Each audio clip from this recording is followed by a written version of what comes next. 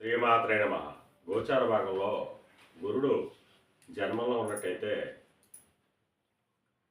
చేయి వృత్తి వ్యాపారంలో ఇబ్బందులు, స్థానచలనం, ప్రతి పని యందు కూడా ఆలస్యం, అధికారం వలన నష్టం, అధిక ధన వ్యయం, మనశ్శాంతి లోపించడం, ఇటువంటి ఫలితాలు కలిగేటువంటి అవకాశం ఉంటుంది.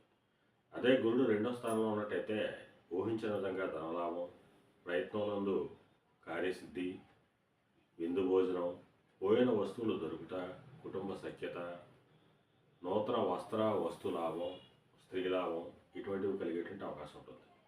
మూడో రాశిలో ఉన్నట్టయితే అన్నింటా అవరోధాలు, అధికారులతో మనస్పర్ధలు, అధిక ధన నష్టం, వస్తునాశనం, చోరభయం, ఇటువంటి ఫలితాలు కలిగేటువంటి అవకాశం ఉంటుంది.